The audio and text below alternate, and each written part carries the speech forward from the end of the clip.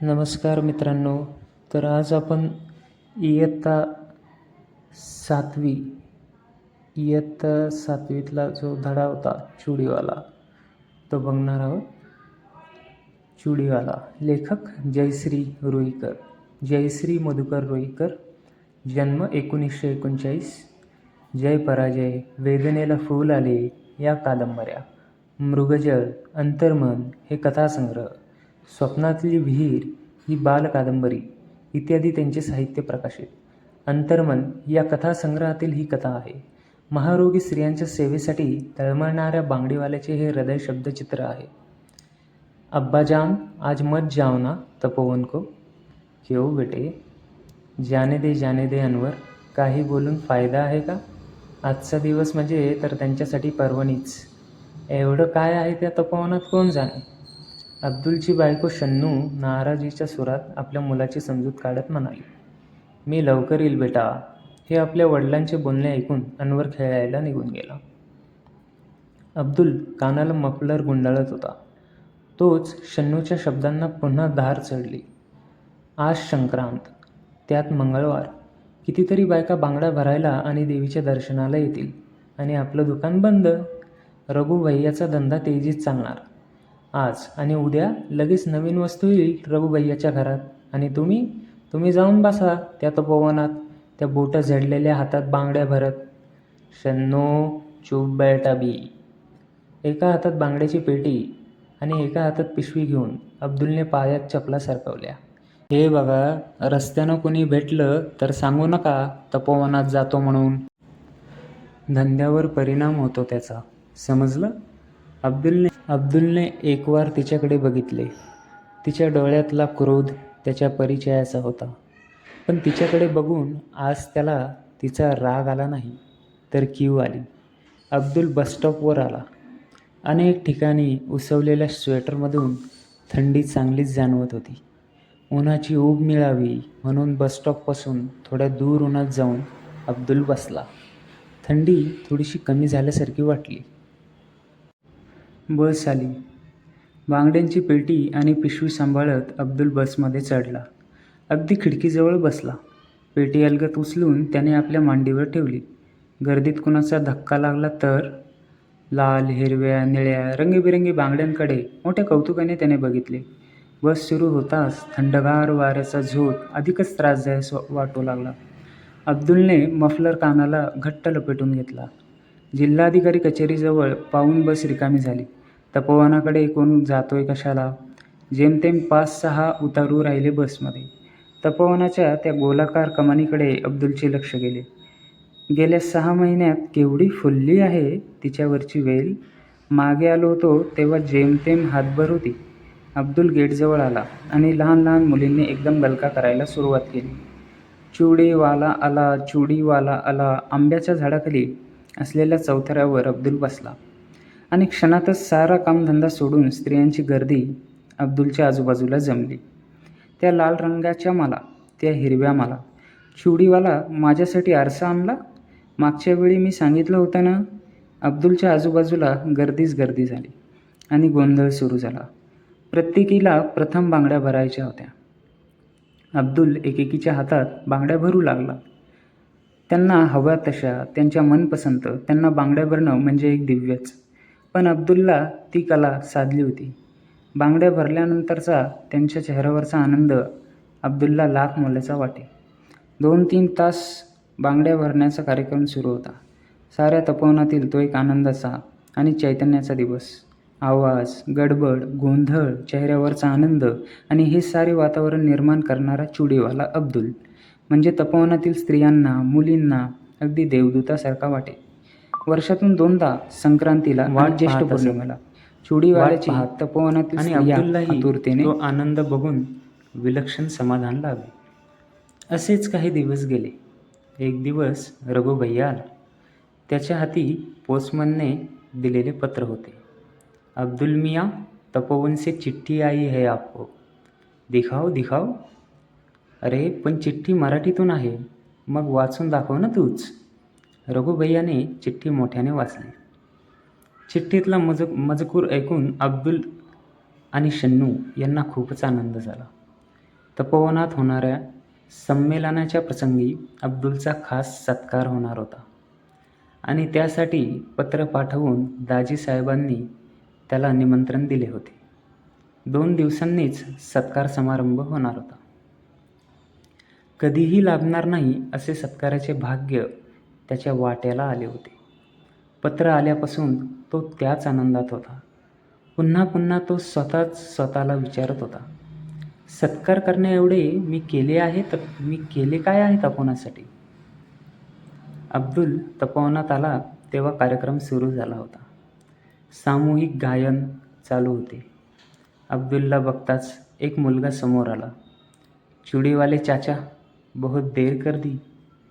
बस देर से आई इसलिए देर हो गई बेटे.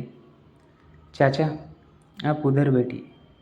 स्टेजच्या समोर बाजूला मांडलेल्या खुर्च्यावर काही निमंत्रित पाहुणे मंडळी बसली होती.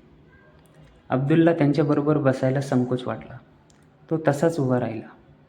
तेवढ्यात खुद्द दाजीसाहेबांनीच त्याला बोलवून जवळच्या खुर्चीवर बसायला लावले. सत्कार समारंभाच्या कार्यक्रमाला सुरुवात झाली. सुरुवातीचे अध्यक्षांचे स्वागत वगैरे औपचारिक झाल्यावर दाजीसाहेबांनी बोलायला सुरुवात केली. अब्दुल बघतच राहिला. 84 वर्षाच्या वृद्धातला ताठपणा, उंच सडसडीत देहयष्टी, तेजपुंज चेहरा, गौरवर्ण, पांढरे स्वच्छ धोतर, त्यावर बंद गळ्याचा कोट आणि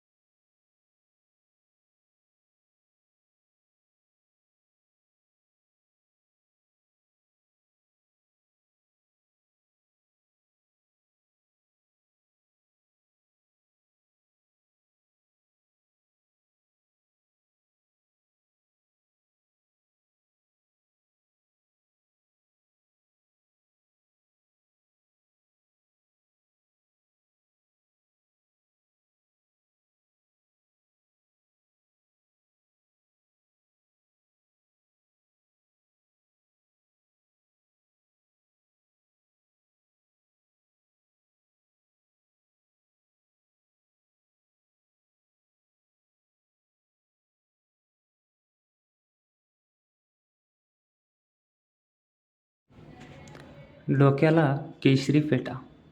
या वयातही आवाजातला खणखणीतपणा आणि बोलण्यातली ऐट यामुळे अब्दुल भारावून बघत राहिला. दाजीसाहेब बोलत होते.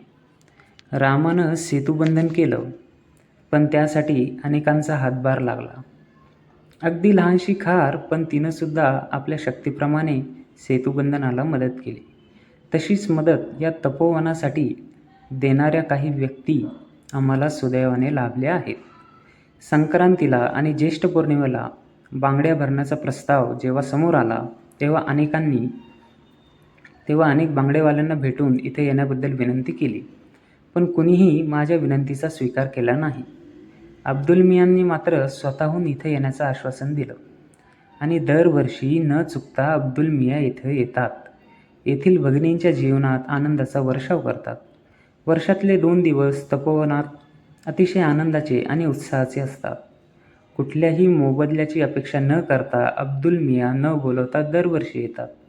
तपोवनातील स्त्रिया, मुलीबाळी त्यांच्या येण्याकडे डोळे लावून बसलेले असतात. अब्दुल मियाचे हे समाजकार्य, ही मानवसेवा खरोखर फार फार मोठी आहे, अनमोल आहे आणि म्हणूनच आज त्यांचा सत्कार करण्याचं ठरवलं आहे. तेव्हा त्या सत्काराचा स्वीकार अब्दुल मियांनी इथं येऊन करावा. अब्दुल स्टेजवर चढला. दाजीसाहेबांनी फुलांचा गुच्छ आणि तपोवनातील लोकांनी तयार केलेली सुंदर फुलदाणी त्याला दिली. टाळ्यांचा कडकडाट झाला. अब्दुल अतिशय भारावून गेला. त्याने चटकन दाजीसाहेबांच्या पायांना स्पर्श केला. बराच उशीर झाला होता. अमरावतीहून आलेली निमंत्रित मंडळी मोटारीतून जाणार होती. दाजीसाहेबांनी अब्दुलला त्यात बसवले. मोटार धावत होती. अब्दुल विचार करत होता, आज शन्नूला आणायला हवे होते. तिचा गुस्सा तरी कमी झाला असता. मोटार धावत होती. आकाशात अष्टमीचा चंद्र हसत होता. आकाश मेघविरहित निळ्या नितळाईने नटले होते. वातावरण अंतर्बाह्य प्रसन्न वाटत होते. अंबादेवीच्या चौकात मोटार थांबली. अब्दुल खाली उतरला. घरी आला. अब्दुल येताच शन्नू उठली. थाळीत चपाती आणि वांग्याची भाजी घेऊन तिने थाळी अब्दुलसमोर ठेवली. अब्दुल एखाद्या अपराध्यासारखा मान खाली घालून जेवू लागला. तू नाही खाएगी? नहीं जी. जी नहीं चाहता खाने की. अनवर जेवला? जेवला, पण खिम्यासाठी हट्ट धरून बसला होता. अब्दुलच्या हातातला घास हातातच राहिला. एकाएकी जेवणावरची इच्छाच मरून गेली. तोंडात घास घोळू लागला. कितीदा सांगितलं हा धंदा सोडून दुसरा धंदा सुरू करा, पण शन्नूचे पुढचे बोलणे अब्दुलने ऐकलेच नाही. तो चटकन उठला. हात धुवून अनवरच्या शेजारी येऊन पडला.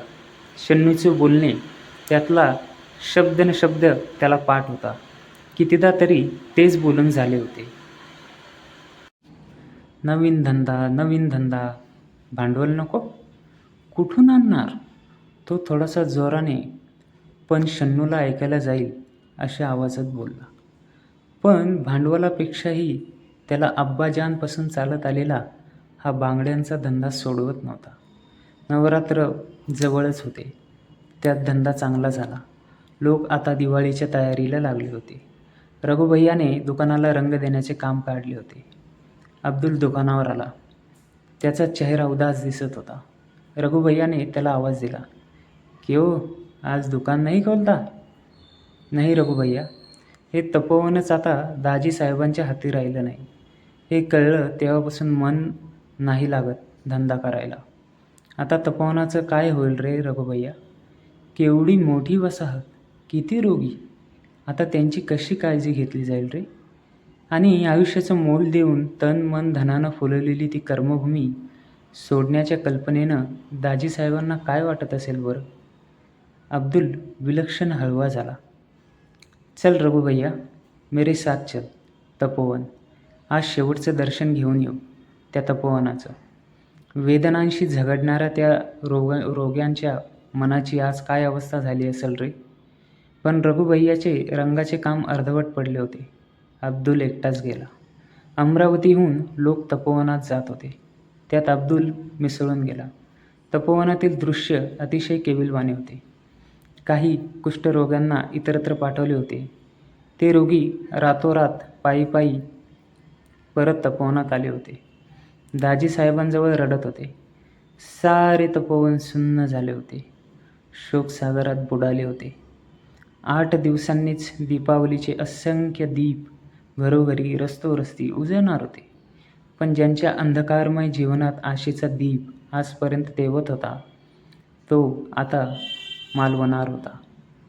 अतिशय दुःखी मनाने अब्दुल तपोवनातून घरी आला. काहीही न बोलता पडून राहिला. खाना नहीं खाने का क्या? नहीं. क्यों? तब्येत ठीक नाही का? चेहरा असा का दिसतो तुमचा? शन्नूने अब्दुलच्या कपाळाला हात लावून बघितले. अब्दुलला वाटले, 4 भिंतीच्या आत स्वतः दंग असणाऱ्या हिला माझे दुःख कळणे शक्य नाही. प्रत्येकाचे जीवन जगण्याचे मार्ग वेगवेगळे असतात, हेच खरे. रात्र वरवर चढत होती. डोक्यावर पांघरून घेऊन अब्दुल पडला होता. डोळ्यासमोर फिरत होते तपोवन, तिथल्या आठवणी. देवळातल्या पहारेकऱ्याने 2चे टोल दिले. शन्नू घोरत होती. अनवर गाढ झोपला होता. अब्दुल उठला आणि हलकेच कोपऱ्यात बांगड्याच्या पेटीवर ठेवलेल्या पिशवीतील एक एक वस्तू बाहेर काढू लागला. पावडरचा डबा, रुमाल, रिबिनी, पिना, सोनेरी बांगड्या, साध्या बांगड्या, नायलॉनच्या बांगड्या. संक्रांतीला हे सारे तपोवनात नेणार होता. तेथे चुडीवाला म्हणून स्त्रिया, मुलीबाळी धावत धावत त्याच्याजवळ जमणार होत्या. काही काळ तरी सारे विसरून हसणार होत्या आणि त्यांचे हसू बघून अब्दुल मनोमन सुखावणार होता. पण आता सारे संपले होते. स्वतःसाठी सारेच जगतात, पण दुसऱ्यासाठी जगण्यातला आनंद, त्या आनंदाचे सुख वर्षातून फक्त 2दाच अब्दुल अनुभवायचा. पण आता तेही मिळणार नव्हते. एखाद्या वस्त्राचा एकाएकी रंग उडून जावा तशी त्याची जीवनेच्छा एकाएकी उडून गेली. त्या साऱ्या वस्तूंकडे बघता बघता अब्दुलचे डोळे पाण्याने काठोकाठ भरून आले. त्या तपोवनाचा परिसर विरघळत होता. हळूहळू रात्र उतरणीला लागली होती. मित्रांनो, तुम्हाला जर हा व्हिडिओ आवडला असेल तर या चॅनलला सबस्क्राईब आणि शेअर करा. धन्यवाद.